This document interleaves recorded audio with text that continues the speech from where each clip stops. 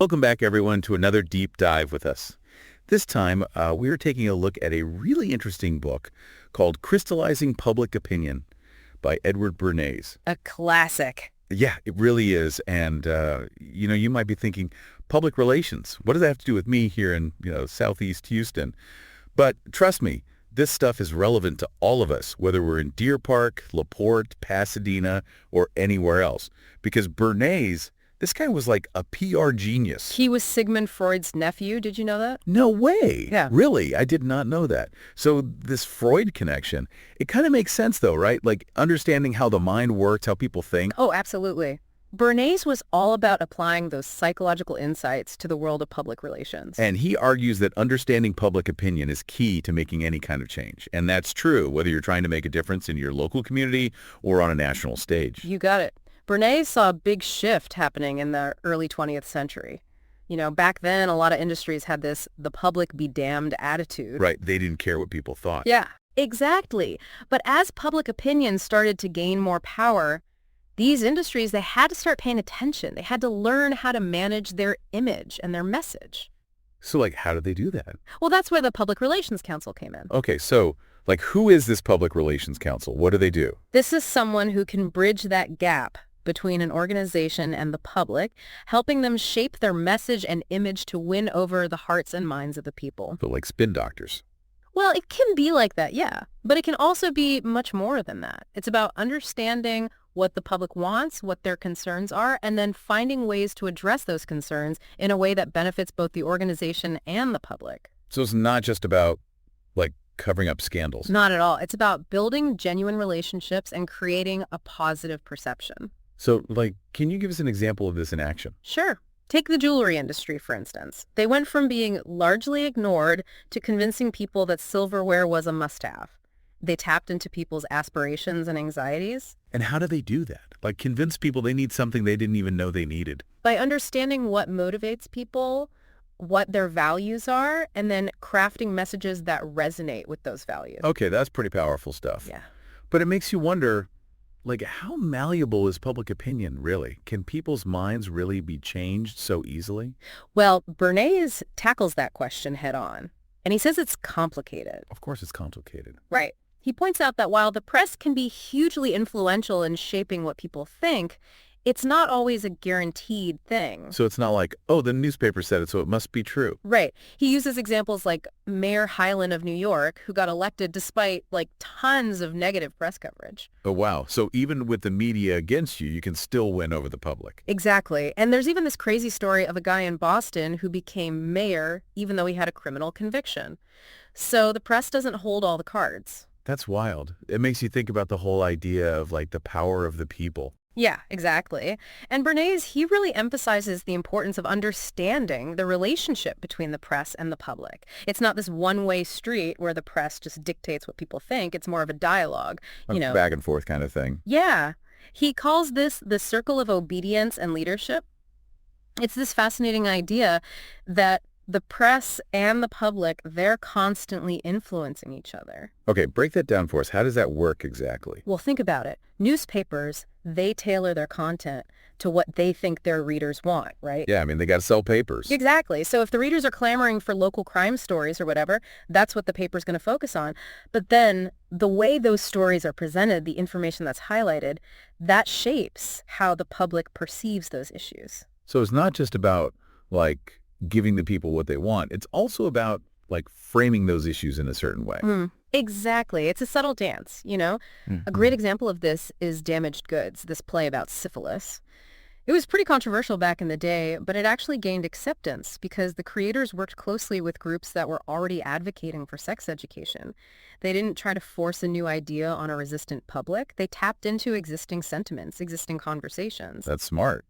Working with a grain, not against it. Exactly. And that leads to another point that Bernays really hammers home, which is the importance of understanding group psychology. He argued that any successful PR campaign has to understand how groups work, how they think, and how they're influenced. So it's not just about broadcasting a message to the masses. It's about understanding those smaller communities, those little pockets of influence within society. Absolutely. And he also talked about the importance of identifying the leaders within those groups, the people who have that sway, that influence over the others. Right. So thinking locally here in Deer Park, LaPorte, Pasadena, we have all sorts of groups, churches, school organizations, sports leagues, all kinds of things. And each of those groups, they have their own kind of internal dynamics, their own influencers, their own way of communicating. Exactly. And a skilled PR person, they would understand those dynamics and they would know how to leverage them to get their message across. Like if you can convince those key people, those influencers, then the rest of the group is more likely to follow. Right. It's all about understanding those social networks, those channels of influence. And that's where Bernays gets really interesting because he talks about using what he calls instinctive appeals Yeah. to really persuade people. Oh, yeah, the instinctive appeals. This is where it gets juicy. Right? Tell us more. What are these instinctive appeals? How do they work? Well, think about our basic human instincts, things like hunger, sex, self-preservation, the need to protect ourselves and our families. Bernays, he argued that these are powerful motivators, and they can be used in messaging to really grab people's attention. So, how does that work? Can you give us some examples? Sure. Think about food advertisements, right? They often use visuals and language that make you crave that food, that tap into your hunger instinct. Or how about car commercials? They might emphasize safety features to appeal to your desire to protect your loved ones. Oh, wow. So it's like they're playing on our emotions without us even realizing it. Exactly. And it's not just in advertising. Even public health campaigns use these tactics. Think about slogans like kill the germs or swat the fly. Those are tapping into our instinct to fight against threats, what Bernays calls pugnacity. I've never thought about it like that before, but it makes sense. Right. And then you have charitable campaigns that use images of children in need to tug at our heartstrings to appeal to our parental instincts. Oh, yeah, those can be really powerful. So it sounds like these instinctive appeals, they can be used for both good and bad, right? Like it depends on the intention behind them. You got it. It's all about how these techniques are used. And that brings us to another fascinating aspect of Bernays' work, the idea of stereotypes. But we'll have to dive into that after a quick break. All right, everyone, stick with us. We'll be right back with more on Edward Bernays and how his ideas can help us think and act locally right here in Southeast Houston. All right, so we were talking about stereotypes before the break, and Bernays, he calls them these mental shortcuts, Yeah, like simplified images we have in our heads about like different types of people. Exactly. And Bernays, he says these stereotypes, they can be really powerful because they influence how we see the world, how we judge people and situations, even if we don't realize it. So like we might see someone in a suit and automatically think, oh, that guy's a businessman, probably really successful. Or see someone with tattoos and think, oh, that person's a rebel. Right. And those assumptions, they can shape how we interact with people, how we treat them, even if those assumptions are totally wrong. It's like putting people in boxes based on these preconceived notions. Yeah. And sometimes those boxes can be really unfair and limiting. Absolutely. And what's interesting is that Bernays, he believed that a public relations counsel could actually manipulate those stereotypes. Wait, really?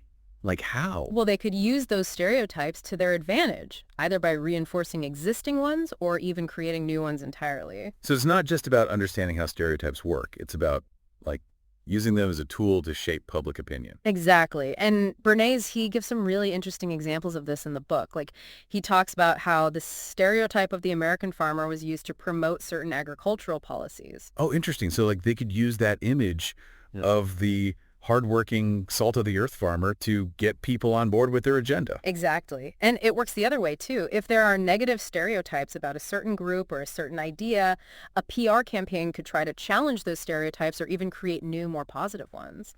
So thinking locally, like here in Deer Park, LaPorte, Pasadena, I mean, we all have our own ideas about what these different communities are like.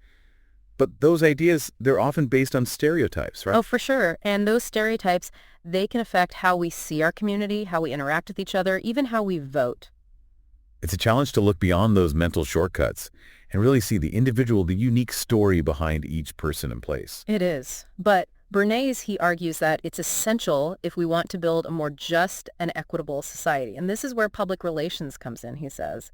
Because a skilled PR person, they can use their understanding of stereotypes to help break down those barriers and promote greater understanding and empathy. So it's not just about like manipulating people. It's also about using these techniques for good to promote positive change. Exactly. And that's something that's really important for us to keep in mind, especially now in this age of social media, where we're constantly bombarded with messages and images that are trying to influence our thinking. It's like we're swimming in a sea of stereotypes. We are. And Bernays, his work, it gives us these tools to navigate that sea, to recognize those stereotypes and to challenge them. So it's about becoming more aware, more critical of the messages we're consuming and the assumptions we're making. Exactly. It's about taking control of our own thinking and not letting those stereotypes control us. It's like, that saying knowledge is power. Yeah. The more we understand about how stereotypes work, the less likely we are to be manipulated by them. You got it. And that's what makes Bernays' book so relevant today, even though it was written almost a century ago. His insights into human behavior, into the power of communication, they're still just as powerful now as they were back then. It's like he cracked the code of how we think and how we're influenced. And that knowledge, it's essential for anyone who wants to make a difference in the world, whether it's on a local level or a global level. Absolutely. It's all about understanding how public opinion works, how it's shaped, and how we can use that understanding to create positive change. And that's something that's applicable to all of us, right here in our corner of Southeast Houston, in Deer Park, LaPorte, Pasadena, everywhere. And it's something we're going to keep exploring as we continue our deep dive into crystallizing public opinion. But for now, we're going to take a quick break. We'll be right back with more insights from Edward Bernays and how his ideas can help us think and act locally, right here in Southeast Houston. You know, it's crazy to think that Bernays wrote this book almost 100 years ago, and it's still so relevant today. I know, right? Like, he was so ahead of his time. His insights into human nature, into how we're influenced, how we make decisions. It's like he had this crystal ball, Totally. It makes you wonder what he would think about the world today, with the internet, social media, all this information coming at us from every direction. Oh, man, I bet he'd have a field day analyzing all that. Yeah. Like, just think about how much more sophisticated those techniques of persuasion have become. It's true. We're bombarded with messages constantly, trying to get us to buy stuff, think a certain way, vote for a certain candidate. It's overwhelming sometimes. It can be, but that's why understanding Bernays' work is so crucial. It's like he gives us this roadmap for navigating that world of influence, for recognizing those hidden persuaders all around us. Yeah, like those instinctive appeals, those stereotypes, those group dynamics he talks about. It's like once you see them, you can't unsee them. Exactly. You start to notice them everywhere. In advertising, in politics, in the news. It's like this whole hidden language of persuasion that we're all swimming in. And once you learn that language, you can start to decode it. Yeah. You can see through those manipulative tactics and make more informed decisions. That's the power of knowledge, right? It gives you this freedom to think for yourself, to not be swayed by those subtle cues and triggers. It's like, okay, I see what you're doing there, trying to appeal to my fear, my desire for status, whatever, but I'm not going to fall for it. Exactly. And that's what Bernays was all about, empowering people to think critically, to question the messages they're receiving, and to be more conscious consumers of information. And that's what we're trying to do here at Think and Act Locally, too, empowering residents of Deer Park, LaPorte, and Pasadena to make a difference in their communities.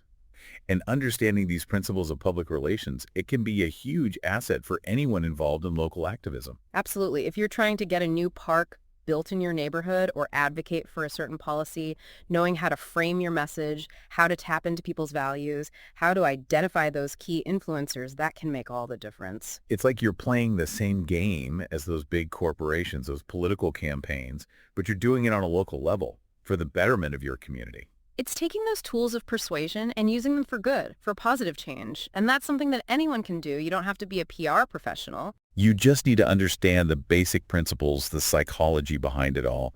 And that's what Bernays' book gives us. It's like this crash course in how to influence people, how to get your message across effectively. And it's a fascinating read. I mean, some of the examples he gives are just wild. Like, he talks about how he helped popularize bacon for breakfast. Like, really? Yeah. He worked with this group of doctors to promote the idea of a hearty breakfast, and bacon was part of that campaign. It's amazing to see how these seemingly small things can have such a huge impact on culture, on our habits. It really is. And it just goes to show how powerful these ideas are, how they can shape our world in ways we don't even realize. So as we wrap up our deep dive into crystallizing public opinion, I encourage everyone listening to check out Bernays' book for themselves. It's a real eye-opener. It is, and you might just be surprised at how much you learn about yourself, about the world around you, and about how you can use those insights to make a difference. So think critically, engage thoughtfully, and use your voice to make a difference. And if you find value in our show, please support us at thinkandactlocally.com/donate. The link is in the show notes. We serve this Southeast Houston area with actionable information for local impact. Thanks for joining us for another deep dive.